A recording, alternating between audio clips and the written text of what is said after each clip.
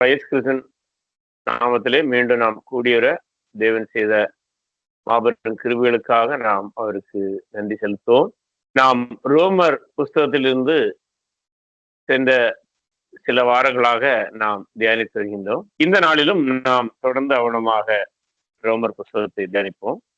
அதற்கு முன்பாக நாம் இதுவரை தியானித்தவர்களை ஒரு வரிசை கிரமமாக நினைவுபடுத்திக் கொள்வோம். முதல் 15 வசனங்களிலே, முதல் அதிகாரத்தினுடைய முதல் 15 வசனங்களிலே அப்போஸ்தலனாகிய பவுல் தான் ரோம சபையை பார்க்க விரும்புகிற உண்மையான காரணத்தை சொல்லுகின்றார்.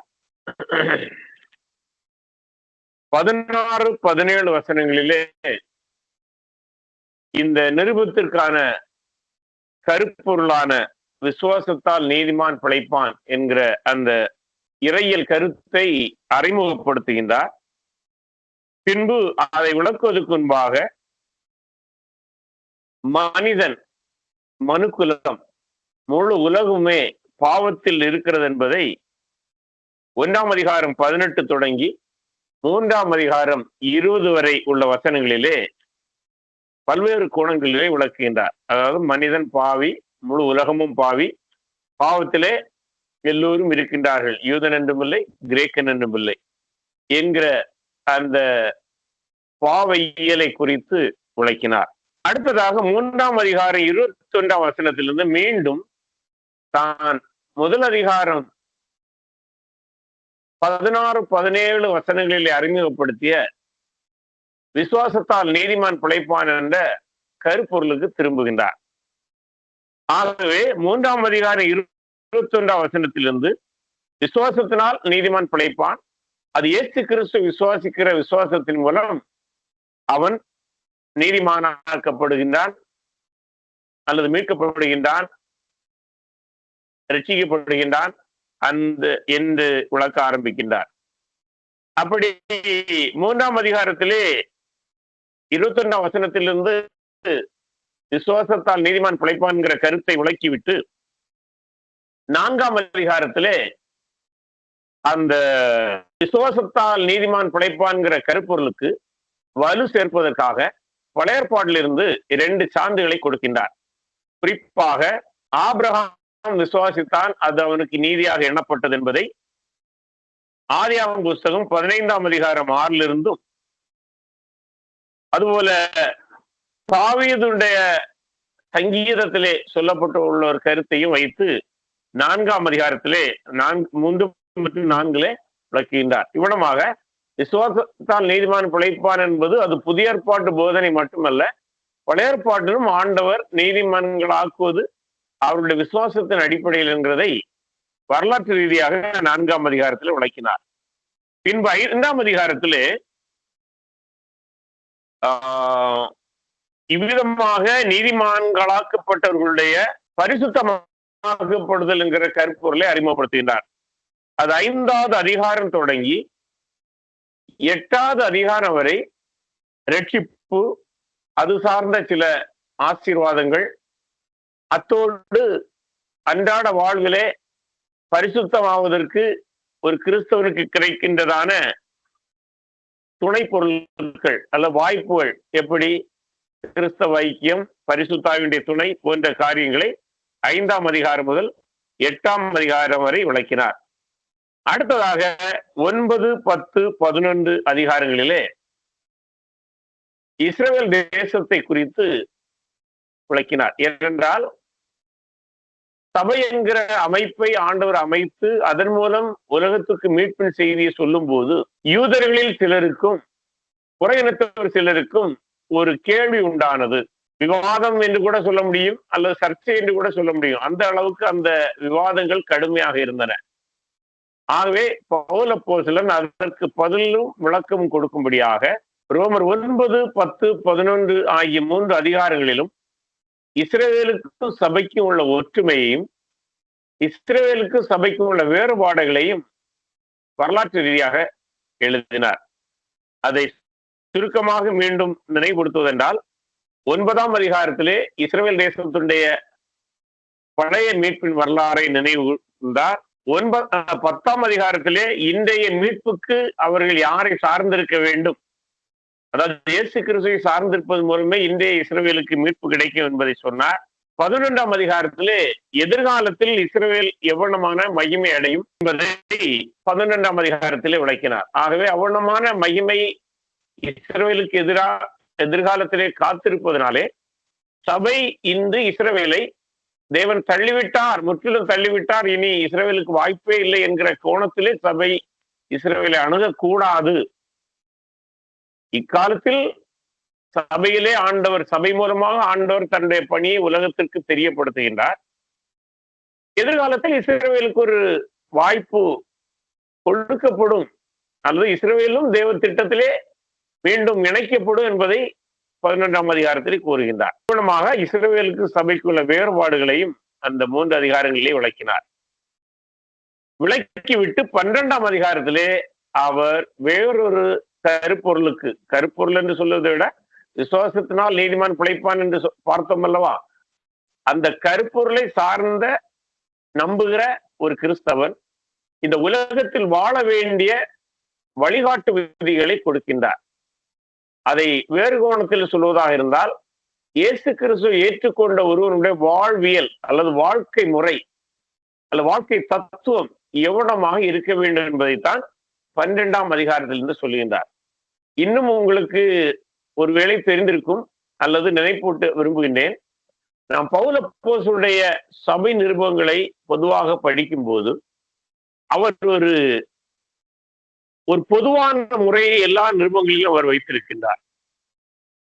பெரும்பாலும் அது என்னவென்றால், முதல் சில அதிகாரங்களிலே, அதாவது பவுல் சபைக்கு எழுதின முதல் அதிகாரங்களிலே, அதாவது ஒரு நிருபத்தை எடுத்தால் முதல் முக்கியமான சில அதிகாரங்களிலே கிறிஸ்தவ இறையியலை, அதாவது கிறிஸ்தவர்கள் இன்றைக்கு நம்ப வேண்டிய சில அடிப்படை உண்மைகளை, நம்பிக்கைகளை, விசுவாச நம்பிக்கைகளை இறையியலாக தொகுத்து எழுதியிருப்பார். அந்த நிருபத்தினுடைய 2ஆம் பகுதிக்கு நாம் வருவோமானால், ஒரு கிறிஸ்தவன் இந்த விதமான நம்பிக்கையோடு வாழும்போது அவர் உலகத்தில் எவ்வளமான வாழ்க்கை முறையை தன்னுடைய அன்றாட வாழ்வில், சமூக வாழ்வில், குடும்ப வாழ்வில், அரசியல் வாழ்வில் கடைபிடிக்க வேண்டும் என்பவைகளை குறித்து ஆலோசனை கொடுப்பார். அந்த விதத்தில் தான் முதல் 8 அதிகாரங்களிலே கிறிஸ்தவ இறையியலை விளக்கினவர், 9, 10, 11 அதிகாரங்களிலே சபைக்கும் இஸ்ரவேலுக்கும் உள்ள ஒற்றுமை வேறுபாடுகளை விளக்கினவர், 12ஆம் அதிகாரத்திலிருந்து விசுவாசத்தால் நீதிமான்களாக்கப்பட்ட ஒரு கிறிஸ்தவன் அல்லது பொதுவாக கிறிஸ்தவன் என்று வைத்துக் கொண்டால் அவன் எப்படி உலகத்தில் வாழ வேண்டும் என்கிற ஆலோசனைகளை 12, 13, 14, 15, 16 அதிகாரங்களிலே விளக்குகின்றார். ஆகவே இன்றைக்கு அந்த 12ஆம் அதிகாரத்திலே ஒரு கிறிஸ்தவனுக்கு அன்றாட வாழ்விலே அவன் வாழ வேண்டிய வாழ்க்கை தத்துவத்தை அல்லது வாழ்வியல் என்று சொல்லலாம், உங்களுக்கு எது அல்லது வாழ்க்கை முறை, life style, way of life, கிறிஸ்தவனுடைய வாழ்க்கை முறை அல்லது way of Christian life in the world என்று கூட நீங்கள் அதை தலைப்பிடலாம். தமிழிலே சொல்வதாக இருந்தால் அதை வாழ்வியல் என்று சொல்லலாம், அல்லது கிறிஸ்தவ வாழ்க்கை தத்துவம் என்று சொல்லலாம், அல்லது கிறிஸ்தவ வாழ்க்கை முறை, எப்படி வேண்டும் வைத்துக் கொள்ளலாம். ஆகவே இன்று தொடங்கி தொடர்ந்து வர இருக்கிறதான அதிகாரங்களிலே ஒரு கிறிஸ்தவ வாழ்க்கை முறையை அவர் அறிமுகப்படுத்துகின்றார். அதில் குறிப்பாக ரோமர் 12ஆம் அதிகாரத்திலே முதல் 2 வசனங்களிலும் அந்த வாழ்க்கை முறையை அனுசரிக்க இருக்கின்ற ஒரு கிறிஸ்தவனுடைய அடிப்படையாக அவனுடைய மனதில் அவன் சில எண்ணங்களை பதிக்க வேண்டும். அதை தான் முதல் 2 வசனங்களிலும் சொல்லுகின்றார். அந்த 2 வசனங்களை வாசிப்போம். அப்படி இருக்க சகோதரரே, நீங்கள் உங்கள் சரீரங்களை பரிசுத்தமும் தேவனுக்கு பிரியமான ஜீவ பலியாக ஒப்புக் கொடுக்க வேண்டும் என்று தேவனுடைய இரக்கங்களை முன்னிட்டு உங்களை வேண்டிக் கொள்கிறேன். இதுவே நீங்கள் செய்யத்தக்க புத்தி உள்ள ஆராதனை. நீங்கள் இந்த பிரபஞ்சத்துக்கு ஒத்த வேஷம் தெரியாமல் தேவனுடைய நன்மையும் பிரியமும் பரிபூர்ணமான சித்தம் இன்னதென்று பகுத்தறியத்தக்கதாக உங்கள் மனம் புதிதாகிறதுனாலே மறுரூபம் ஆகும். இந்த 2 வசனத்தில் தான் கிறிஸ்தவ வாழ்க்கை அன்றாட வாழ்விலே நாம் வாழும்போது அது எல்லாவற்றுக்கும் அடிப்படையாக தத்துவத்தினுடைய முளை இருக்க வேண்டும். அந்த வாழ்வில் தத்துவம் எவனமாய் இருக்க வேண்டும் என்பது இந்த 2 வசனங்களே சொல்கிறார். அவையில் நாம் படிப்போம். சகோதரர் என்று நாம் பார்க்கும்போது இங்கே இயேசு கிறிஸ்துவை விசுவாசிக்கிற அனைத்து கிறிஸ்தவர்களையும் அடக்கும். அவர் யூதர் என்றும் இல்லை, கிரேக்கர் என்றும் இல்லை. எந்த நாட்டவராயிருந்தாலும் எந்த நிறைத்தவராயிருந்தாலும் அவர்கள் கிறிஸ்து இயேசுவின் இரத்தத்தால் மீட்கப்பட்டபடியினால் சகோதரர்களே. அவர்கள் முதலாவது என்ன செய்ய வேண்டுமா? நீங்கள் உங்கள் சரீரங்களை, நம்முடைய சரீரத்தை பரிசுத்தமும் தேவனுக்கு பிரியமான ஜீவ பலியாக ஒப்புக் கொடுக்க வேண்டும் என்று சொல்கிறார். அதாவது இப்போது பழைய ஏற்பாட்டை சற்று நினைவுபூர்வமானால், தேவ சமூகத்தில் வருகிற ஒருவன் தன்னுடைய ஆராதனை எங்கே ஆரம்பிப்பான் என்றால், ஒரு பலியை தேவ சமூகத்திலே கொண்டு வந்து தகன பலியாக இருக்கலாம், பாவ நிவாரண பலியாக இருக்கலாம், சமாதான பலியாக இருக்கலாம், எதுவாகவும் இருக்கலாம். ஒரு பலி செலுத்தின பின்புதான் தன்னுடைய ஆராதனை அவன் ஆரம்பிக்க முடியும். குறிப்பாக பாவியாக இருக்கிற மனிதன் தேவ சமூகத்திலே பாவ நிவாரண பலி அல்லது சர்வாங்க தகன பலி செலுத்திய பின்புதான் அவருடைய ஆராதனையை ஆரம்பிக்கிறது அல்லது ஆன்மீக வாழ்வு ஆரம்பிக்கிறது. அந்த ஆன்மீக வாழ்வு அடிப்படையில் தான் ஒரு பழையற்பாடு விசுவாசி தன்னுடைய சமூக வாழ்வை அமைக்க முடியும். அதைத்தான் இங்கே அவர் வேறு கோணத்தில் அணுகுகின்றார். ஏனென்றால் நாம் இனி பலி செலுத்த வேண்டிய தேவையில்லை, நமக்கு தகன பலி தேவையில்லை, பாவ நிவாரண பலி தேவையில்லை. ஏனென்றால் இவை எல்லாவற்றையும் கர்த்தராகிய இயேசு கிறிஸ்து சிலுவையிலே நமக்காக செய்து முடித்து விட்டார். நம்முடைய அனைத்து பாவங்களுக்கும் நிவாரணத்தை, பரிகாரத்தை அவர் முழுமையாக செலுத்தி விட்டார். ஆகவே நாம் இனிமேல் பலியை, ஒரு மிருகத்தை கொண்டு வர வேண்டிய தேவையில்லை. காளையோ ஆட்டுக்கடாயவையோ வெள்ளைப்புறாவையோ நாம் கொண்டு வர வேண்டிய தேவையில்லை. ஆனால் நம்முடைய ஆராதனை எங்கு ஆரம்பிக்க வேண்டுமா? நம்முடைய சரீரத்தை ஜீவ பலியாக ஒப்புக் கொடுப்பதில் ஆரம்பிக்க வேண்டுமா? இப்போ ஒரு கேள்வி நமக்கு எழலாம், நம்முடைய சரீரத்தை பலிவிட்டால் எப்படி நாம் வாழ முடியும்? அதனால்தான் மிக அருமையான ஒரு வார்த்தையை போல அங்கே அறிமுகப்படுத்துகின்றார். ஜீவ பலி, அதாவது நம்மை நாம் கொல்லக்கூடாது, நாம் இன்னொரு மிருகத்தையும் இனிமேல் கொல்ல வேண்டிய தேவையில்லை. அதாவது நம்முடைய பாவ நிவாரணைக்காக ஒரு மிருகத்தை கொல்ல வேண்டிய தேவையில்லை. ஏனென்றால் இயேசு நமக்காக அதை செலுத்தி விட்டார். ஆனால் நம்முடைய சரீரங்களை ஜீவனாக இருக்கும் போதே அது பலியானது போன்ற எண்ணத்தோடு வாழ ஆரம்பிக்கிறேன். இதுதான் கிறிஸ்தவ வாழ்க்கையுடைய அடிப்படை ஆரம்பம். எப்படி பழைய ஏற்பாட்டிலே ஒருவன் ஆராதிக்க செல்லும் போது பலி செலுத்தி தன்னுடைய ஆராதனை ஆரம்பிக்கின்றானோ, அதுபோல கிறிஸ்தவ வாழ்க்கையே ஒரு ஆராதனை. அதை தொடர்ந்து நம்ம பார்க்க முடியும். நன்றாய் புரிந்து கொள்ளுங்கள். இன்னைக்கு பல வேளை நாம் நினைக்கின்றோம், சபையிலே ஞாயிற்றுக்கிழமையிலே நாம் சில மணி நேரம் செய்கிறது தான் ஆராதனை என்று நினைக்கின்றோம். ஆனால் நீங்கள் ஆச்சரியப்பட ஒரு உண்மை என்னவென்றால், புதிய ஏற்பாடு மிக தெளிவாய் சொல்கிறது, நம்முடைய வாழ்க்கையே ஒரு ஆராதனை. அதைத்தான் பவுல் இங்கு அறிமுகப்படுத்துகிறார். அதனால்தான் ஜீவ பலியாக உங்கள் சரீரங்களை பரிசுத்தமும் தேவன் விரும்புகிற ஜீவனோடு இருக்கும் போதே பலியான ஒரு பலியை போல, பலியாக்கப்பட்ட ஒரு பலியை போல நாம் வாழ வேண்டும். அதாவது சர்வாங்க தகனி பலியை போல முழுவதும் தேவ சமூகத்திலே தகனிக்கப்பட்டது போன்ற ஒரு வாழ்க்கையை நாம் வாழ வேண்டும். அதாவது நாம் மரித்ததாக நினைத்து வாழ வேண்டும், அப்படி கூட சொல்ல முடியும்.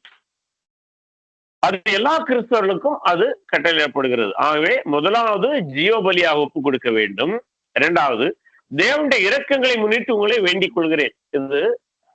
இந்த எப்படி பழைய ஏற்பாட்டிலே பலியை செலுத்திவிட்டு தேவ இரக்கத்துக்காக அவன் தேவ சமூகத்திலே செல்கிறானோ, அதுபோல நாம் நம்மை ஜீவபலியை ஒப்பு கொடுக்கும் போது தேவனுடைய இரக்கங்களை இன்னும் அதிகமாக, நாம் பாவியாக இருக்கும் போது பெற்ற இரக்கத்தை விட அதிக இரக்கத்தை ஆண்டவர் காட்டக்கூடியவராக இருக்கிறார் அல்லது தேவன் இறங்கி நமக்கு மீட்டபடியினாலே நாம் இப்படிப்பட்ட ஒரு வாழ்க்கை முறையை நம்முடைய வாழ்விலே கொண்டு வர வேண்டும். எப்படியும் எடுத்துக்கொண்டாலும் சரிதான். அடுத்ததாகத்தான் அந்த அந்த அந்த கருத்துடைய முழுமையை சொல்லுகின்றார். இதுவே நீங்கள் செய்யத்தக்க புத்தி உள்ள ஆராதனை. மீண்டும் பழைய ஏற்பாடுல, அங்க பழைய ஏற்பாடுல தகன பலியை, பாவனமான பலி போன்றவைகளை கொண்டு வந்து ஆராதனை ஆரம்பிக்கின்றார்கள். இங்கே கிறிஸ்து தன்னையே நமக்காய் கொடுத்ததை நினைத்து நாமும் நம்மை முழுமையாய் அர்ப்பணித்து ஜீவபலியாக கொடுக்கும் போது, ஜீவபலியாக கருதி வாழும் போது, அதுதான் ஆராதனையாக மாறுகிறது.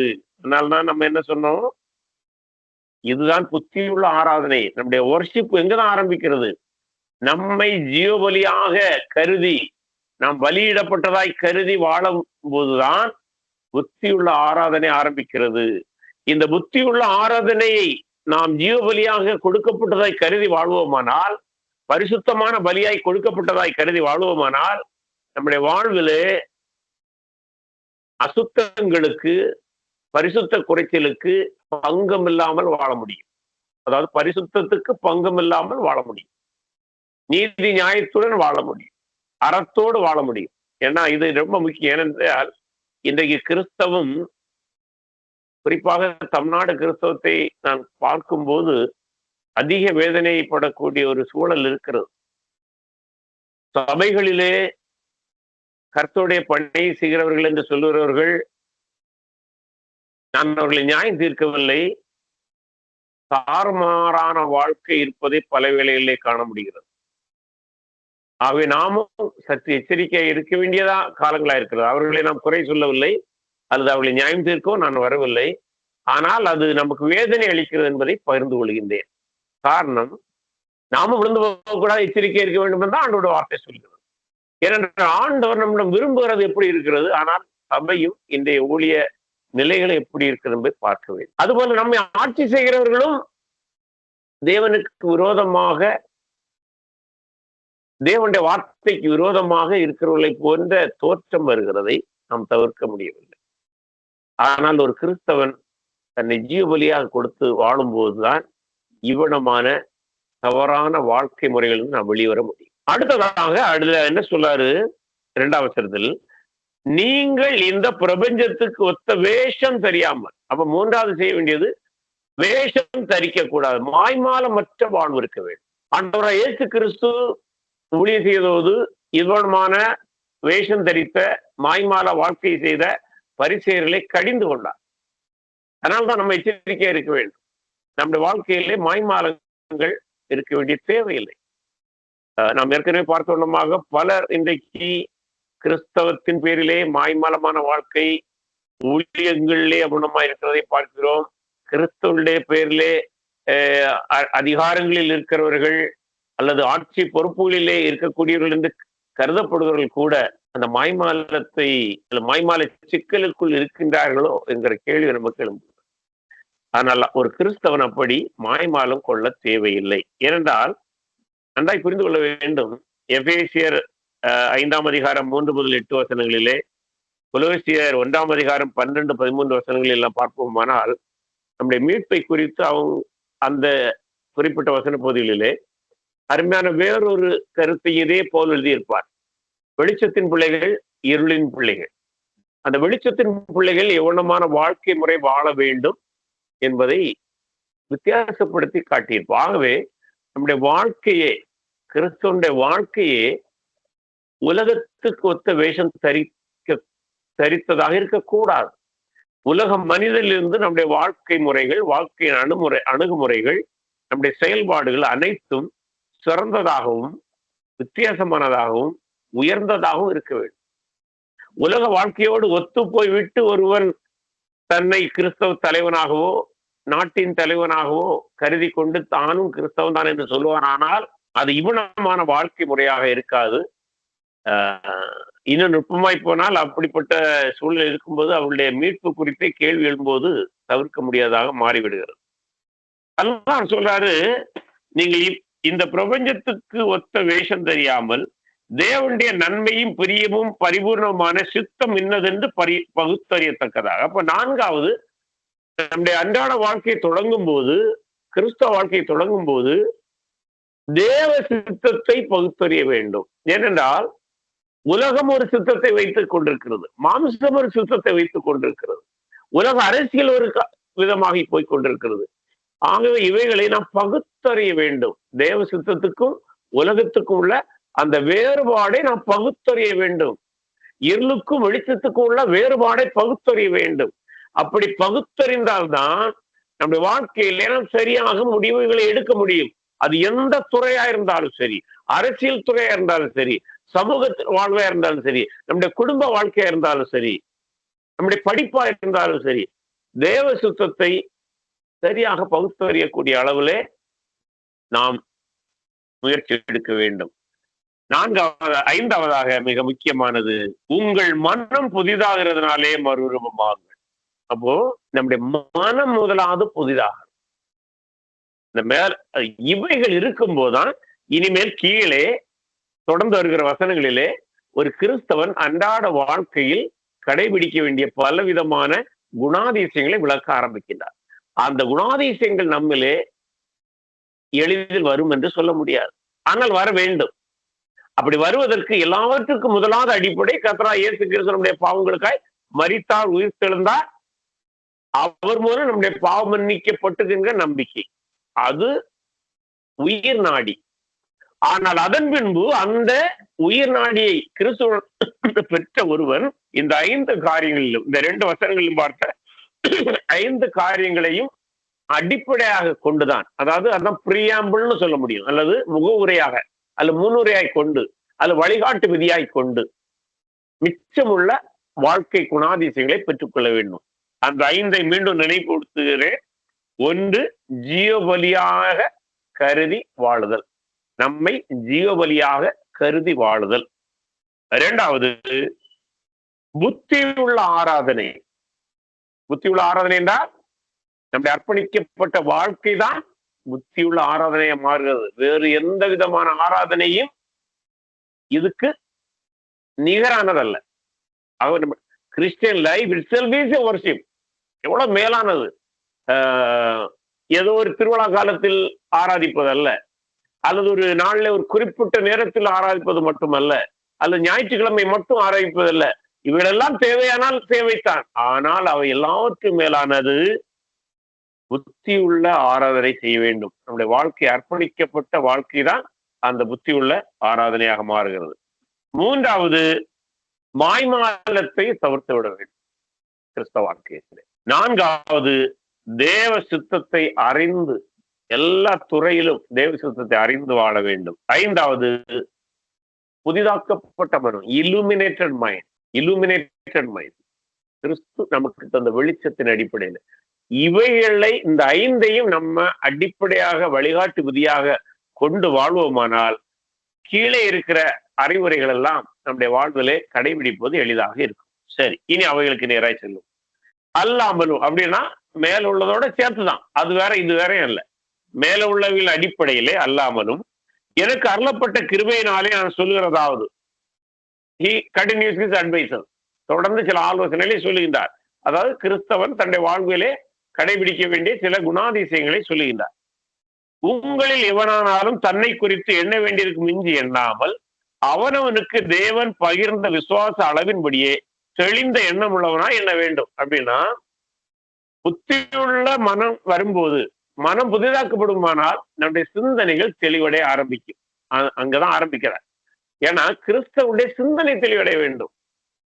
பாருங்க, இன்றைக்கு நம்முடைய கிறிஸ்தவர்கள் எதை குறித்தும் கவலை இல்லாமல் வாழுகிற ஒரு வாழ்க்கையை பல வேளைகளை பார்க்கிறோம். நல்ல வசனத்தை தெரிந்தவர்கள் என்று சொல்லுகளில் கூட தங்கள் நாட்டினுடைய மிக முக்கியமான காரியங்களிலே, தேசத்தின் காரியங்களிலே அல்லது அரசியல் சார்ந்த காரியங்களிலே தவறான முடிவுகளை எடுக்கிறார்கள். காரணம் என்னன்னா, எண்ணங்களை கர்த்தருடைய சித்தத்தின்படி செய்யாமல் இருக்கிறார்கள். அடுத்தோடு தன்னை குறித்து மிஞ்சி எண்ண வேண்டிய தேவையில்லை. அதை சொல்வதற்கு இன்னொரு காரணம் உண்டு. கீழே தொடர்ந்து வரும்போது பரிசுத்த வரங்களை குறித்து பேச ஆரம்பிக்கின்றார். அதனால்தான் அவனவனுக்கு என்னென்ன வரங்கள் இருக்கிறதோ அதன்படி எண்ண வேண்டும் என்பதை அங்கே மறைமுறை சொல்கிறார். அது தொடர்ந்து படிக்கும்போது தெரியும். பாருங்க, தெளிந்த எண்ணம் உள்ளவர்களா எண்ண வேண்டும். அப்போ we have to develop clear thinking in every aspect. எல்லா துறையிலும் பரிசுத்தாவினால் புதிதாக்கப்பட்ட மனம் நமக்கு இருக்கிற அப்படின்னாலே தெளிந்த சிந்தையுடையவளாய் சிந்திக்க வேண்டும். காரியங்களை வேத வசனத்தின் அடிப்படையிலே பகிர்ந்து பார்க்க வேண்டும், பகுத்து பார்க்க வேண்டும். நம்மை சுற்றி நடக்கிற அனைத்து காரியங்களையும் வேத வசனத்தின் அடிப்படையிலே பார்க்க பழக வேண்டும். ஏனெனில் நமக்கு ஒரே சரீரத்திலே அநேக அவயவங்கள் இருந்தும் எல்லா அவயவங்களுக்கும் ஒரே தொழில் இராதது போல அநேகராகிய நாமும் கிறிஸ்துவுக்குள் ஒரே சரீரமாயிருக்க ஒருவருக்கு ஒருவர் அவயவங்களா இருக்கிறோம். இது பவுலுடைய கொரிந்தியர் நிருபத்திலே பார்க்கிறோம். பல இடத்துல சபையை அவர் ஒரு சரீரமாக ஒப்பிடுவதை பார்க்கிறோம். இங்கே அதே தான் சுருக்கமா பேசுகிறார். அடுத்ததாங்க சரீரத்தில் உள்ள அவயவங்களையும் சொல்லுகிறார். நம்முடைய சரீரத்தில் எத்தனை அவயவங்கள் இருக்கிறது? அவயவங்கள் ஒவ்வொன்றுக்கும் ஒரு பணி. கண்ணுக்கு ஒரு பணி, மூக்குக்கு ஒரு பணி, வாய்க்கு ஒரு பணி, கைக்கு ஒரு பணி, காலுக்கு ஒரு பணி. இப்படி ஒவ்வொரு அவயத்திற்கும் ஒவ்வொரு பணி. இருதயத்திற்கு ஒரு பணி, லங்ஸுக்கு ஒரு பணி, நுரையீரலுக்கு ஒரு பணி, இல்லையா, வயிற்றுக்கு ஒரு பணி. இப்படி பணி வேறுபடுகிறது. அதுபோலதான் சபையையும் அவர் ஒப்பிட்டு விட்டு சொல்லுகிறாரு மறுபக்கத்துல வரும்போது 6வது நமக்கு அருளப்பட்ட கிருபையின்படியே. இங்க நமக்கு அருளப்பட்ட கிருபையின்படி கிஃப்ட் தான் அங்க அடுத்து வருகிறார். ஏன்னா கிருபை என்கிற வார்த்தையும் பரிசுத்தாவினுடைய வரம் என்கிற அந்த வார்த்தைக்கும் மூலச்சொல் பல வேளைகளில் ஒன்றாகத்தான் இருக்கிறது. கிருபையின்படியே நாம் வெவ்வேறான வரங்கள் உள்ளவர்களா அப்படின்னாலே என்று சொல்லுங்க. அப்படின்னா நம்ம அனைவருக்கும் இயேசு கிறிஸ்து ஏற்றுக்கொண்ட ஒவ்வொருவருக்கும் ஒரு வரம் நிச்சயமாக உண்டு. ஏதாவது ஒரு வரம். பைபிள்ல சுமார் 20 வரங்கள் புதிய ஏற்பாட்டிலே பட்டியலிடப்பட்டுள்ளன. சபைக்கு கொடுக்கப்பட்ட வரங்கள். அவையிலே சில வரங்கள் முடிந்து போனதாக ஒரு கருத்து இருக்கிறது. ஆனால் சிலர் எல்லா வரங்களும் இருக்கிறதாக கருதுகிறார்கள். அது ஒரு பக்கம் இருக்கட்டும். ஆனால் அடிப்படையிலே வரங்கள் சபையுடைய வளர்ச்சிக்காக கொடுக்கப்படுகிறது. குறிப்பாக எப்படி நம்முடைய சரீரத்தில் இருக்கிற அவயவங்கள் ஒவ்வொன்றும் ஒவ்வொரு காரியத்துக்காக செயல்படுகிறதோ அதுபோல நமக்கு கொடுக்கப்பட்ட வரங்களும் சரீரமாகிய சபைக்கு பயனுள்ள முறையிலே செயல்பட வேண்டும். அப்படி சொல்லிவிட்டு சில வரங்களை மட்டும் இங்க சொல்றாரு. இங்க சில வரங்கள் தான் இங்க சொல்றார். வேறு சில வரங்கள்ல 1 கொரிந்தியர் 12ஆம் அதிகாரத்துல சொல்லி இருக்கிறார். எபேசியர் 4ஆம் அதிகாரத்திலே சொல்லப்பட்டுள்ளது. 1 பேதுரு 4ல சொல்லப்பட்டுள்ளது. ஆகவே எல்லாத்தையும் சேர்த்தான் இத்தனை வரங்கள்ங்கிற முடிவுக்கு வர முடியும். ஆயினும் இங்க பேருக்கு ஒரு சில வரங்களே சொல்கிறார். என்ன? தீர்க்க தரிசனம் சொல்லுகிற வரத்தை உடையவன் விசுவாச பிரமாணத்துக்கு ஏற்றதாக சொல்ல கிடவன். இப்ப தீர்க்க தரிசன வரத்தை ஒருவன் கொண்டிருந்தானால் அவன் தனக்கு தோன்றுவதையெல்லாம் தீர்க்க தரிசனம் என்று சொல்லக்கூடாது. எப்படி சொல்லணுமா? ரொம்ப அழகாக அந்த வழிகாட்டு விதியை கொடுத்து விடுகிறார். விசுவாச பிரமாணத்துக்கு ஏற்றதாய் சொல்ல வேண்டும். அப்படின்னா விசுவாச பிரமாணம் என்னது? ஏற்கனவே கிறிஸ்தவர்களுக்கு ஒரு இறையியல் பார்வை இருக்கிறது. அல்லது இந்த இடத்துல பழைய ஏற்பாட்டு போதனைகளையும் சேர்க்க முடியும். பழைய ஏற்பாட்டில் உள்ள கிறிஸ்தவ இறையியல் முதல் நூற்றாண்டிலே கிறிஸ்தவ இதை நம்பினது. குறிப்பாக இயேசு கிறிஸ்துடைய பாடு மரண உயிர்த்தெழுதல். அது சார்ந்துதான் நீங்க பேசணும். உங்களுக்கு மனம் போல தோன்றுகிறதெல்லாம் ஜனவரி 1ஆம் தேதி பேசிவிடக் கூடாது. அல்ல இன்னொரு நாளிலே பேசிவிடக் கூடாது. அப்ப சரியான தீர்க்க தரிசனத்தை ஒருவன் பேசுகிறான் என்றால், போதிக்கிறான் என்றால், அது ஏற்கனவே எழுதப்பட்ட வசனத்துக்கு உட்பட்டதாகத்தான் இருக்கணும். தனக்கு தோன்றுவதையெல்லாம் சொல்லிவிடக் கூடாது. அதை சொல்லிவிட்டு ஊழியம் செய்கிறவன் ஊழியத்திலும், ஊழியம் என்பது ஒரு பரிசுத்த வரம் தான். போதிக்கிறது ஒரு வரம். புத்தி சொல்கிறது, அது கவுன்சிலிங்கோடு ரிலேட்டட் என்று கூட சொல்ல முடியும். புத்தி சொல்கிறதிலும் பகிர்ந்து கொடுக்கிறவன், கிவிங், பிறருக்கு உதவி செய்வதற்காய் சில பகிர்ந்து கொடுக்கிறோம் அல்லவா, அது கூட வரமாகத்தான் இங்கே பார்க்கப்படுகிறது. வஞ்சனை இல்லாமல் கொடுக்க கடவன். முதலாளியானவன் ஜாக்கிரதா இருக்க விடுங்க. முதலாளின்னா இந்த லீடர்ஷிப்போட பொருத்தக்கூடிய வார்த்தை. நமக்கு தமிழ்ல முதலாளி என்று வருகிறது. பட் அது லீடர்ஷிப்போட சார்ந்த முதலாளாக வருகிறவன். அதான் அந்த வார்த்தை. முதலாளாக அல்லது லீடர்ஷிப் எடுத்து சபையுடைய சில பொறுப்புகளை செய்யக்கூடியவராக இருக்கலாம். அடுத்ததாக இரக்கம் செய்கிறவன் உற்சாகத்துடைய செய்யக்கூடாது. ஷோவிங் மெர்சி, இதெல்லாம் வரங்கள். அப்போ உனக்கு என்ன வரம் இருக்கிறதோ அல்லது எனக்கு என்ன வரம் இருக்கிறதோ அதற்கு ஏற்றபடிதான் நம்ம எண்ணணும். அதான் முதல்ல சொன்னார்ல, அதற்கு ஏற்றபடி தெளிந்த எண்ணங்களா இருக்க வேண்டும். அதற்கேற்ப செயல்படணும். இருதயம் கிண்ணிய வேலையை செய்யக்கூடாது, செய்ய முடியாது, செய்யவும் கூடாது. அதுபோலதான் நாம் ஆவிக்குரிய சரீரமாகிய கிறிஸ்துவின் சரீரத்தில் இருக்கும்போது நமக்கு கொடுக்கப்பட்ட வரம், அழைப்பு அல்லது பணி, அது எப்படி உங்க வார்த்தையில போட்டுக் கொள்ளுங்கள், அதைத்தான் செய்யணும். அதற்கு மிஞ்சி எதையும் செய்ய முயற்சிக்க கூடாது. அது நமக்கும் ஆபத்தாக முடியும், சபையாகிய சரீரத்துக்கும் ஆபத்தாக முடியும். முழு சபைக்கு கூட கெட்ட பெயரை கொண்டுடலாம். இன்றைக்கு தமிழக கிறிஸ்தவ சபைகள் சீரழிய காரணம் இவைகளும் ஒரு காரணம்தான். தங்களுக்கு இல்லாத வரங்களை தாங்கள் இருப்பதாய் காட்டிக்கொண்டு தங்களுடைய வாழ்க்கையை நாசமாக்கி பல கிறிஸ்தவருடைய வாழ்க்கையை நாசமாக்கி கொண்டிருக்கிற ஒரு பெருங்கூட்டம் கிறிஸ்தவத்துக்குள்ளாய் பூந்திருக்கிறார்கள். அவர் உண்மையான கிறிஸ்தவர்களா என்று எனக்கு தெரியாது. உண்மையான கிறிஸ்தவர்களாக இருந்தால் அவர்கள் மனம் திரும்பி மீண்டும் கிறிஸ்துக்குள்ளாக தங்களை சீர்படுத்திக் கொள்ள வேண்டும். உண்மையற்ற கிறிஸ்தவர்களாக இருந்தாலும் கிறிஸ்துவிடம் மீட்புக்காக வந்து தங்களை சரிப்படுத்துவது நல்லது. கிறிஸ்தவர்களாகிய நாம் இவர்களிடம் சற்று எச்சரிக்கையாக இருக்க வேண்டும். அடுத்ததாக நாம் சபையிலே செய்கிற பணியும் வரங்களின் அடிப்படையிலே செய்ய வேண்டும். ஒருவேளை நம்முடைய வரங்கள் என்னவென்று தெரியவில்லை என்றால் வேதவசனங்களை படிப்பதன் மூலமும் சபை ஆராதனைகளிலே ஒழுங்காக சபை ஐக்கியத்திலே தொடர்ந்து செல்வதன் மூலமும் பின்னோக்காத ஒரு கிறிஸ்தவ வாழ்க்கையை வாழ்வதன் மூலமும் நம்முடைய வரங்களை நாம் அடையாளம் காண முடியும். அடையாளம் கண்ட பின்பு 1 கொரிந்தியரிலே சொல்லப்பட்டவனமாக அந்த வரங்களிலே தேர வேண்டும். உதாரணமாக போதிக்கிற வரமுடையவன் வேத வசனங்களை படித்து தியானித்து நல்ல முறையிலே தன்னுடைய சபைக்கு போதிக்கக்கூடிய திறனை வளர்த்து கொள்ள வேண்டும். பிரசங்க வரமுடையவன் தன் பிரசங்கத்திற்கு ஏற்றபடி வேத வசனங்களை படித்து இறையியலை படித்து நல்ல முறையில பிரசங்கித்து தன்னுடைய சபையை கட்டக்கூடிய பார்வையுடையவனாக இருக்க வேண்டும்.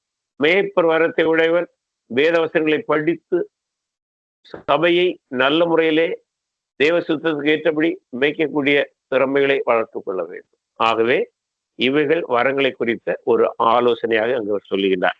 சொல்லிவிட்டு மீண்டும் பாருங்க, அந்த மேல அறிமுகத்துல சொன்னார்ல, இந்த பிரபஞ்சத்துக்கு ஒத்த வேஷம் தெரியாமல் சொன்னார்ல, அந்த கருத்தை கொஞ்சம் விளக்குகின்றார். உங்கள் அன்பு மாயமற்று இருப்பதாக. மாயமாலம் கூட கிறிஸ்தவ வாழ்க்கையில இது ரொம்ப முக்கியமானது. ஆண்டவராகிய இயேசு கிறிஸ்து பரிசேயரை மிகவும் கடுமையாக தாக்கினார். அதுக்கு காரணம் மிகவும் மாய்மாலமான ஒரு வாழ்க்கை வாழ்ந்தார். ஆண்டவர் அதை விரும்பவில்லை. அன்றைக்கு பரிசேயர்களை கடிந்து கொண்டார். ஆகவே நாம் கிறிஸ்தவர்களாக நாம் இயல்பாக வேதவசனங்கள் அடிப்படை வாழ வேண்டும். மாய்மற்ற ஒரு வாழ்க்கை வாழ வேண்டும். தீமையை வெறுத்து நன்மையை பற்றி கொண்டிருங்கள். சில ஆலோசனைகள் இதெல்லாம் எளிதா புரியும், இருந்தாலும் வாசித்து விடுகின்றேன். தேவையான இடத்துல விளக்க வேண்டும் என்றால் விளக்கலாம். சகோதர சிநேகத்தில் ஒருவர் மேலொருவர் பட்சமாயிருங்கள். சகோதர சிநேகம் என்று சொல்லும்போது இங்கே நம்முடைய கூட பிறந்தவர்களிருந்து மட்டும் கணக்கிட வேண்டாம். இங்கே அவர் அந்த கோணத்தில் அவர் எழுதவில்லை. கிறிஸ்து இயேசுக்குள்ளாக அவருடைய இரத்தத்தால் மீட்கப்பட்டோம் என்று கருதுகிற ஒவ்வொருவரும் சகோதரர்களே. ஆகவே அந்த சபையில் இருக்கிற சக சகோதரர் மீது நாம் மாயமற்ற பட்சபாதம் இல்லாத அன்பு இருக்க வேண்டும். கனம் பண்ணுகிறதிலே ஒருவருக்கு ஒரு முந்திக் கொள்ளுங்கள். ரெஸ்பெக்டிங் அதர்ஸ் என்று சொல்லுவோம் இல்ல, மற்றவர்களை கனம் பண்ணுவது. எனக்கு எல்லாரும் என்னை பார்த்து வணக்கம் சொல்ல வேண்டும் நான் நினைக்க வேண்டிய தேவையில்லை. பிறகு நம்மை பார்த்து வணக்கம் சொல்லாமலோ அல்லது கர்த்தருக்கு ஸ்தோத்திரம் என்று சொல்லாமலோ அல்லது ஷாலோம் என்று சொல்லாமலோ எப்படி இருந்தாலும் நான் முந்தி சொல்லலாமே. ரொம்ப எளிது இல்லையா? அல்லது ஷேக்கன் கொடுக்கணும்னா அவங்க ஷேக்கன் தராமல் தான் நம்ம போய் கொடுக்கலாம். அதெல்லாம் வளர்த்து கொள்ள வேண்டும். நம்முடைய கிறிஸ்தவ தலைமைத்துவத்திற்கும் சான்றாக இருக்கும். அசதியாயிராமல் ஜாக்கிரதையா இருங்க. அப்ப கிறிஸ்தவ வாழ்க்கையில என்னது, ஒரு லேக்னஸ் இருக்கக்கூடாது. அதாவது இது ஸ்பிரிச்சுவல் லைஃப்ல மட்டும் இல்ல, நாம் அன்றாடம் செய்கிற பணிகளாக இருக்கலாம், படிக்கிறவர்களா இருந்தாலும் சரி, வேலை செய்வர்களா இருந்தாலும் சரி, ரொம்ப சோர்ந்து போனவர்களாக இருக்க வேண்டிய தேவையில்லை. அப்படி ஒரு நேரம் வருமானால் நாம் ஆண்டோட சமூகத்தில் அதை சரிப்படுத்திக் கொள்ள வேண்டும். ஆவியிலே அனலாயிருங்கள், கர்த்தருக்கு ஊழியம் செய்யுங்கள். இந்த இடத்துல ஆவியிலே அனலாயிருத்தால் என்றால் என்ன? இத சரியா தெரியலைன்னா கண்ட மேனிக்கு விளக்கம் கொடுத்துருவாங்க. ஆகவே இந்த வசனத்தை நீங்கள் எந்த வெளிச்சத்திலே விளக்க வேண்டும் என்றால், இதே ரோமர் புஸ்தகம் 1ஆம் அதிகாரம் 4ஆம் 5ஆம் வசனங்களின் அடிப்படையில் விளக்கினால் இந்த வசனம் தவறாக மாறாது, அல்லது தவறான விளக்கத்தில் செல்வதற்கு வாய்ப்பு இருக்கிறது. 4-5 வசனங்களை நான் வாசிக்கின்றேன். ரோமர் 1:4-5. இயேசு கிறிஸ்துவை குறித்து தேவன் தம்முடைய தீர்க்கதரிசிகள் மூலமாய் பரிசுத்த வேதாகமங்களில் முன்னே தம்முடைய சுவிசேஷத்தை பற்றி வாக்குத்தத்தம் பண்ணினபடி கர்த்தராகிய இயேசு கிறிஸ்துவானவர் மாம்சத்தின்படி தாவீதின் சந்ததியில் பிறந்தவரும் பரிசுத்தமுள்ள ஆவியின்படி தேவனுடைய சுதன் என்று மரித்தோரிலிருந்து உயிர்த்தெழுந்ததினாலே பலமாய் ரூபிக்கப்பட்ட தேவ குமாரனுமாய் இருக்கிறார். அப்ப என்ன? கர்த்தரா இயேசு கிறிஸ்துவை மையமாய் கொண்டு பரிசுத்த ஆவியார் நம்மளே இயங்க வேண்டும். அதுதான் அந்த வசனம். அதான் பரிசுத்தமுள்ள ஆவியின்படி தேவனுடைய சுதன் என்று மரித்தோரிலிருந்து உயிர்த்தெழுந்ததினாலே பலமாய் ரூபிக்கப்பட்ட தேவனுடைய குமாரனா இருக்கிறார். ஆகவே பரிசுத்த ஆவி நம்ம செயல்படும் போது இந்த உயிர்த்தெழுந்த கிறிஸ்துவின் வாழ்வை நம்மிலே கொண்டு வர, நம்மிலே பிரதிபலிக்க நாம் அனலாக இருக்க வேண்டும். கிறிஸ்துவிலே எப்படி ஆவியானவர் செயல்பட்டாரோ, கிறிஸ்துவிலே எப்படி கிறிஸ்து தன்னை பலியாய் கொடுத்தாரோ, அதுபோல ஒரு ஜீவபலி போன்ற வாழ்வை வாழவும், வேதவசனத்திலே தீர்க்க தரிசனமாய் சொல்லப்பட்ட கிறிஸ்து மாம்சத்தின்படி தாவீதின் சந்ததியில் பிறந்து தன்னை எப்படி சிலுவையில் ஒப்பு கொடுத்து வாழ்ந்தாரோ, மரித்து உயிர்த்தெழுந்தாரோ, அந்த உயிர்த்தெழுதலின் வல்லமை நம்மிலே தொடர்ந்து செயல்பட கிறிஸ்து இயேசுவை மையமாய் கொண்ட வாழ்க்கையை வாழ்வதுதான் ஆவியில் அனலா இருப்பது. ஏனென்றால் அங்கே ஆவியானவர் கிறிஸ்துவில் என்ன செய்தாரோ அதே ரீதியாக அந்த உயிர்த்தெழுதலின் வல்லமையை நம்மிலே கொண்டு வருவார். மீண்டும் கவனமாய் சொல்கிறேன், உயிர்த்தெழுதலின் வல்லமை மூலம் நம்மை கிறிஸ்துவின் சாயலில் வளர உதவி செய்வார். அதுதான் ஆவியில் அனலாக இருத்தல்.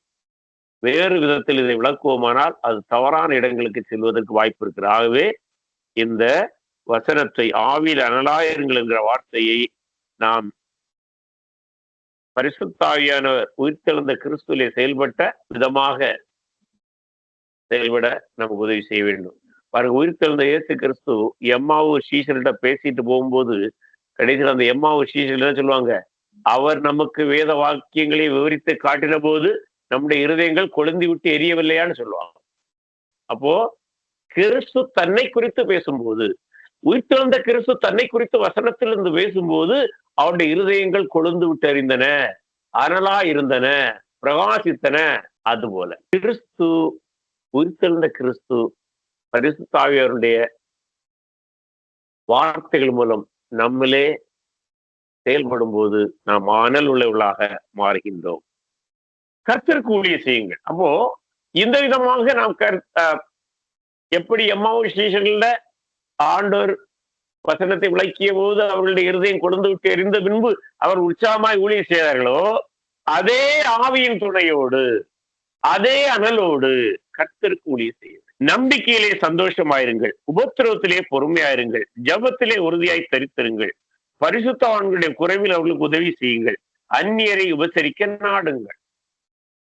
இந்த இடத்துல அந்நியரை உபசரிக்க நாடுங்கள். இந்த அந்நியர் யார்? அந்நியர் என்றால் பொதுவாக யாரையும் குறிக்கலாம்.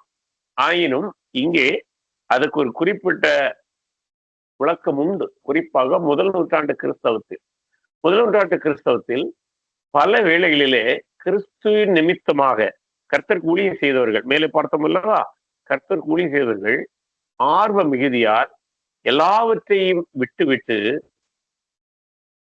தேசாந்திரிகளாக ஆங்காங்கே சென்று ஊழியம் செய்தார். எதையும் எடுத்துக்கொண்டு போக மாட்டார். அப்படி உங்களுடைய சபைக்கு யாராவது வந்தால் அவர்களுக்கு உணவளியுங்கள் என்பதுதான் அந்த விருப்பம். அதுல இன்னொரு இடத்துல ஒரு சபை சரித்திரத்தை படிக்கும் போது அப்படி வருகிறவர்கள் கூட அதிகபட்சமாக 3 நாட்களுக்கு மேல் ஒரு சபையில இருப்பதற்கு அங்க இடமில்லை. அவ்வளவு கவனமா இருந்தாங்க முதல் நூற்றாண்டு. ஏன்னா 3 நாளைக்கு மேல ஒரு ஆள் ஒரு இடத்துல தங்கிட்டாருன்னா அவரு சோம்பல் உள்ளவராய் மாற வாய்ப்பு இருக்கிறது. சாப்பாட்டிற்காக மட்டும் ஊழியம் செய்வராய் மாறிவிடக்கூடிய வாய்ப்பு இருக்கு. அதனால்தான் ஆதி சபை சரித்திரத்தை படிக்கும்போது பல வேளைகளிலே இந்த தேசாந்திரியாய் ஊழியம் செய்தவர்கள் ஒரு வீட்டிலே அல்லது ஒரு சபையிலே 3 நாளுக்கு மேல் அவர்கள் அங்கே தங்க மாட்டார். ஆனால் அது ஒரு 3 நாட்கள் தங்கினால் அவர்களை உபசரிங்க, உணவு கொடுங்க. அவங்க தேவனுக்காக எல்லாவற்றையும் விட்டு வந்தாங்க அல்லவா? ஆகவே அவர்களுக்கு உணவு பரிமாறுங்கள் என்று சொல்லப்படுகிறது. ஆகவே இந்த இடத்தில் சொல்லப்படுகிற அந்நியர்கள் பொதுவான அந்நியர்கள் என்று கருதுவதை விட கிறிஸ்துவ நிமித்தம் அந்நியர்களைப் போல அந்நிய இடங்களிலே சென்று கர்த்தருடைய பணியை செய்வர்கள் என்று கருதுவதற்கு அதிக இடம் இருக்கிறது. மற்றபடி அந்நியருக்கு நம்மால் இயன்ற உதவி செய்யலாம். அது கலாத்தியர்லே 6ஆம் அதிகாரம் 9, 10 வசனங்களை படிக்கும் போது எல்லோருக்கும் உதவி செய்யுங்கள். அதிலும் ஒரு கட்டளை கொடுக்கிறார். குறிப்பாக விசுவாச குடும்பத்தாருக்கு. அப்போ நாம் உதவி செய்யும் போதும் ஒரு வழிகாட்டுதல் விதியை ஆண்டவர் நமக்கு தருகின்றார். ஏன்னா கண்டமேனிக்கு நம்ம உதவி செய்ய போனோம்னா, சில வேளை வேறு மதத்தில் உள்ளவங்களுக்கு நம்ம உதவி செய்துட்டோம்னா பணம் கொடுத்து மதம் மாற்றான்னு தேவையில்லாத குற்றச்சாட்டு நம்ம மேல வரலாம். நம்மவே பட்டினி இருந்து சில உதவி செய்வோம். ஆனா நமக்கு என்ன சொல்லுவாங்க, இவங்களை வெளிநாட்டுல இருந்து பணம் வரனால இப்படி செய்யறாங்கன்னு போலி குற்றச்சாட்டு நம்ம கிட்ட வரலாம். அதனால்தான் நம்ம அந்நியர் என்று சொல்லும் போது கிறிஸ்துவுக்குள் இருக்கிற மிஷனரிகள் போல இருக்கிற அவர்களுக்கு நாம் உதவி செய்யலாம். மற்றவர்கள் ஏழைகளா இருந்தால் ஒருவேளை உதவி செய்யலாம். ஆனால் அது தொடர்ந்தீங்கன்னா உங்க மேல மதமாற்ற குற்றச்சாட்டு வருவதற்கு வாய்ப்பு இருக்கிறது. அப்படிப்பட்ட ஒரு இக்கட்டான காலங்களிலே வாழ்ந்து கொண்டிருக்கிறோம். ஆகவே கவனமாக செய்வோம். குறிப்பாக கிறிஸ்தவர்களுக்கு, ஏழை கிறிஸ்தவர்களுக்கு, மிஷனரி பணி செய்கிறவர்களுக்கு முன்னுரிமை கொடுக்க நாம் கற்றுக்கொள்ளும். அப்போ நமக்கு மதமாற்ற குற்றச்சாட்டு வராமல் இருப்பதற்கு வாய்ப்பு இருக்கிறது. அடுத்தது, உங்களை துன்பப்படுத்தவர்களை ஆசீர்வதியுங்கள். முதல் நூற்றாண்டுல கிறிஸ்தவர்களை எவ்வளவு துன்பப்படுத்தினாங்க. ஏன்னா அவங்களை எதிர்த்து நிற்க வேண்டிய தேவையில்லை. ஆசீர்வதிக்க வேண்டியதை சபியாதிருங்கள். இந்த வசனத்தை இன்னைக்கு நிறைய ஊழியக்காரங்க படிக்கணும். ஏன்னா அநேக வேளைகள்ல என்ன அப்பாவி கிறிஸ்தவர்கள் போன் பண்ணி அல்லது நேர்ல கூட சொல்லுவது உண்டு, எங்க பாஸ்ட் எங்களை ரொம்ப சபிக்கிறார் ஐயான்னு. அந்த வசனம் என்ன சொல்லுது? ஆசீர்வதிக்க வேண்டிய சபியாதிருங்கள். நம்ம யாரையும் சபிக்க கூடாது. அப்படி யாராவது சபிச்சிருந்தா கூட ஆண்டோட நம்ம மன்னிப்பு கேட்கணும். நம்ம யாரையும் சபிக்க வேண்டிய தேவை. சந்தோஷப்படுவதுடனே சந்தோஷப்படுங்கள், அழுகிறவுடனே அழுங்கள். அதுக்கு அர்த்தம், மகிழ்ச்சியான ஒரு திருமண வீட்டுல போனா அங்க மகிழ்ச்சியா இருங்க. ஒரு மரண வீட்டிலோ அல்லது துக்ககரமான வீட்டுல போகும்போது அவர்களுடைய துக்கங்களே பங்கெடுப்போம். ஒருவரோடொருவர் ஏக சிந்தைகளாயிருங்கள், மேட்டிமையானவர்களை சிந்தியாமல் தாழ்மையுள்ளவர்களுக்கு இணங்குங்கள், உங்களையே புத்திமான்கள் என்று எண்ணாதிருங்கள். அதை மேல சொன்னார்ல, அவனவன் தெளிந்த எண்ணமுள்ளவர்களா எண்ண வேண்டும், தன்னை குறித்து எண்ண வேண்டியதுக்கு மிஞ்சி எண்ணாமல் சொன்னார்லவா, அது போலதான் நம்முடைய வரங்களை குறித்து மிஞ்சி எண்ண வேண்டாம், நம்முடைய செல்வங்களை குறித்து மிஞ்சி எண்ண வேண்டாம், நம்முடைய திறமைகளை குறித்து மிஞ்சி எண்ண வேண்டாம்.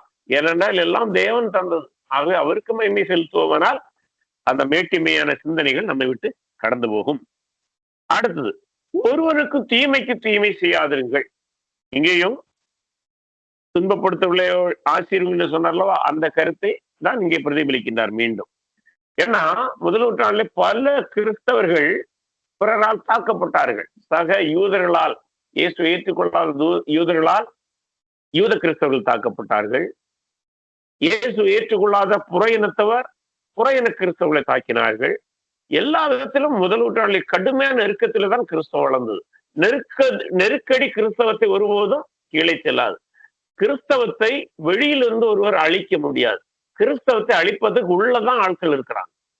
எப்படி யூதாசு இயேசுவை காட்டி கொடுத்தான், அதுபோல இன்றைக்கு கிறிஸ்தவத்தின் பேரில் இருக்கிற சில ஊழியர்கள், போலி ஊழியர்கள், போலி அப்போஸ்தலர்கள், போலி தீர்க்கதரிசிகள் சபையை நாசம் பண்ணுகிறார்கள். போலி கிறிஸ்தவ அரசியல்வாதிகளும் கிறிஸ்தவத்தை உள்ளிருந்து நாசம் பண்ணுகிறார்கள். துரதிருஷ்டவசமாக கிறிஸ்தவ சபை இதை பேதப்படுத்தி அறியாமல் திணறுகிறது.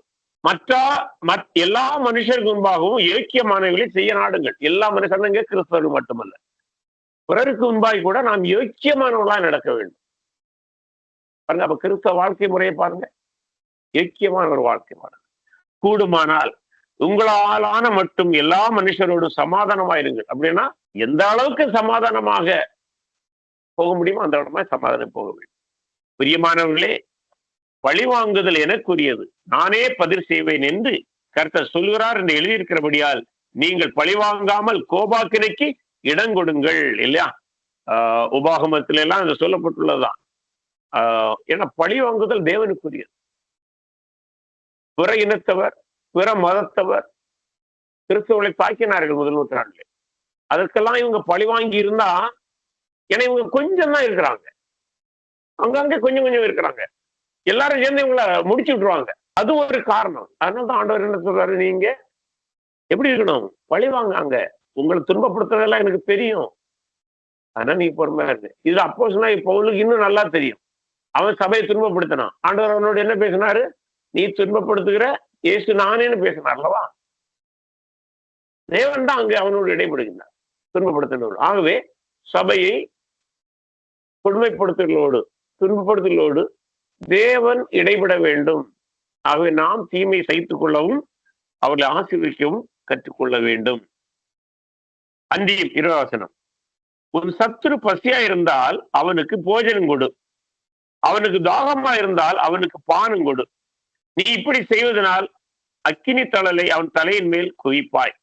இது நீதிமொழிகள் 25ஆவது அதிகாரி 21ஆம் வசனத்தோடு தொடர்புடையதாக இருக்கிறது. அதை இங்கே மேற்கோள் காட்டுகிறேன். ஏனென்றால் இவனமான வாழ்க்கை முறை வாழும்போது சத்துருவை நேசிக்கணும், அப்படியெல்லாம் செய்யும்போது நமக்கு ஒரு கேள்வி எழலாம், இதனால் அப்ப எனக்கு என்ன பயன் என்று. அதான் சொல்றாரு, இப்படி உன்னை நிந்திக்கிறவர்களுக்கு உதவி செய்வாயானால், அல்லது அவர்களோடு இரக்கமாய் இருப்பாயானால், அவர்களை ஆசீர்வதிப்பாயானால், அவர்களுக்கு தீமை செய்யாமல் இருப்பாயானால், அவருக்கு என்ன செய்யற, அவனுடைய தலையின் மேல் அக்கினி தழலை வைக்கிறாயா. இந்த அக்கினி தழலை தலையின் மேல் வைப்பதற்கு ஓரிரு விளக்கங்கள் இருக்கின்றது. ஒன்று, பண்டைய எகிப்தியர்கள் தாங்கள் செய்த தவறுக்காக மனம் திரும்பினால் என்ன செய்வார்களாம் தெரியுமா? அந்த மனம் திரும்புவதற்கு அடையாளமாக ஒரு சட்டியிலே எரிகிற கரித்துண்டுகளை, அனலா இருக்கிற கரித்துண்டுகளை போட்டு அதை தலையில வச்சு சுமப்பாங்களாம். அதாவது நாங்கள் மனம் திரும்பி விட்டோம் என்பதை அவர்கள் அவ்வளவு கடுமையான செயல் மூலம் உலகத்துக்கு காட்டுகிறார்கள்.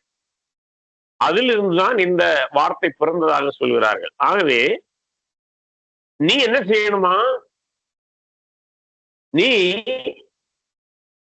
உன் சத்துருவுக்கு நன்மை செய்யும் போது அவன் இந்த சட்டியிலே அக்கினி சுமந்ததுக்கு ஒப்பாக மாறும். அதன் அர்த்தம் அவன் மனம் திரும்புவதற்கு வாய்ப்பு வரலாம் என்பதை சொல்கிறது. நல்ல முதல் இது எகிப்திய பாரம்பரியத்துல மனம் திரும்பணும் அப்படி செய்வாங்க. அதுபோல நீ உனக்கு தீங்கு செய்யறவர்களுக்கு நன்மை செய்யும் போது அவ்விதமான மனம் திரும்புகிற நிலை இவனுக்கு வரலாம். அக்கினி சட்டியை தலையில சுமந்த நிலை இவனுக்கு வரலாம். அதாவது உன்னுடைய நற்செயல் அவனை மனம் திரும்புவதற்கு நேராய் கொண்டு வர வாய்ப்பு இருக்கிறது, அதை சொல்லுகின்றார். இது 2வது கருத்து. 3வது கருத்து, தலையில அக்கினி சட்டி சுமப்பது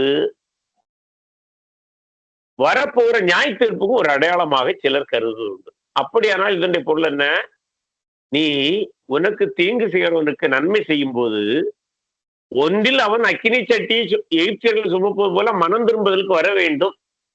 அப்படி மனம் திரும்பவில்லை என்றால் அவனுக்கு சட்டியில ஏற்கனவே கறி துண்டு இருக்குது அல்லவா வெப்பத்தோடு, அதுல நீ இன்னொரு வெப்பத்துட்ட போட்டது போல ஆகும். அப்படி என்றால் அவனுடைய நியாய தீர்ப்பை, அவன் மீது வர இருக்கிற நியாய தீர்ப்பை நீ இன்னும் தீவிரப்படுத்துகிறாய். மனம் திரும்பினா தப்பிடுவான். நீ செய்கிற நன்மையை பார்த்து, அவனுக்கு செய்கிற உதவிகளை பார்த்து அவன் மனம் திரும்பினா அதுவும் நல்லதுதான்.